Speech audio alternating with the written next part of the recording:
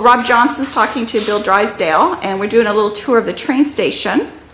Well, there's two train stations here. The original one was a double-decker, which had accommodations for the station master and his family. And one of the things that was interesting about the train station is the immediate area. The station masters used to have their own gardens. And this won the award for one of the best gardens on the NN rail line for many, many years. If you go to the archives of the museum, you can see pictures of the old train station when the Prince of Wales, George V, came to visit here and the celebration around it.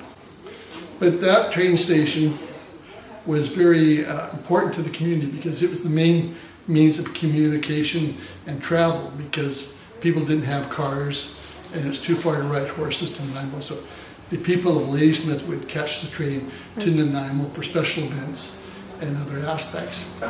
Ladysmith is history by the sea, so we see it as an opportunity to possibly bring a community group in here or a business and rescue this building that needs to be brought back to life. Structurally, it's in good shape, just needs some renovations and a new roof, and it'll be good to go.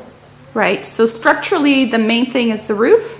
Well, it just needs a roof to protect the existing structure, because there's no real damage to the building itself, so it can be easily renovated. Well, there's all kinds of groups who approach, people talking about brew pub, or artisans have suggested some kind of woodworking in here, or other form of artistry. This still belongs to the Island Corridor, so council would not step in until we can maybe entice some tenants to the building, and then they would approach Island Corridor and no doubt lease it for $1, and then they would control the use of the building. And I believe the green at the bottom is gold, red is stop. Who knows what the top was? So this is part of the communications, and we're looking at, this is the switchboard here? I'm guessing, yes. It's all the Yeah. inputs. It actually looks like it's in good shape, eh? No, it's totally fixable shape. Ticket window? That would have been the ticket window for sure, eh? Well, that's the office back there. Yeah.